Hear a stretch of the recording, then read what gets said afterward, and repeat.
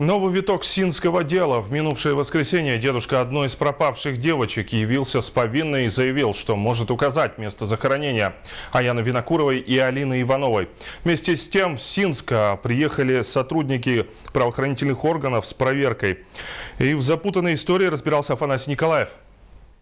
В воскресенье к нам за помощью обратилась бабушка пропавшей Алины Ивановой, Ольга Павловна. Ее мужа Гаврила Николаевича вызвали на допрос в Якутск, в Следственный комитет. Около 6 вечера после беседы со следователем он должен был встретиться с сыном и пропал. В тот же день, не связавшись с родными, Гаврил Николаевич является в СК с чистосердечным признанием. Дедушка одной из девочек, это Иванов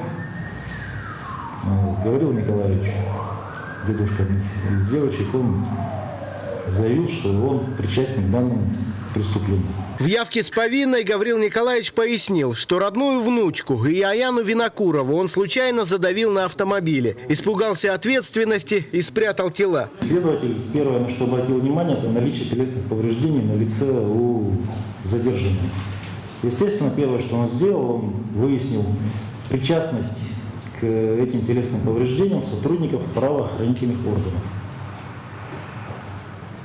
При допросе задержанный отрицал причастность к его причинению телесных повреждений сотрудниками правоохранительных органов. Он был, да, телесные повреждения ему были причинены, но причинены, скажем так, не правоохранительными органами.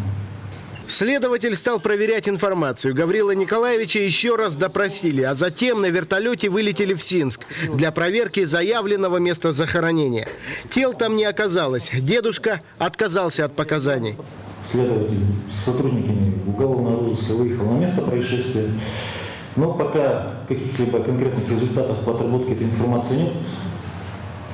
Отработка информации, которая к нам поступила в воскресенье, она продолжается. По заявлению руководства Следственного комитета, это было уже не первое липовое чистосердечное признание. В общем, несмотря на очередной скандал, каких-либо серьезных результатов по делу поиска синских девочек не озвучивается. Афанасий Николаев, Виталий Абрамов и Дмитрий Сергучев. НВК «Саха», Якутск.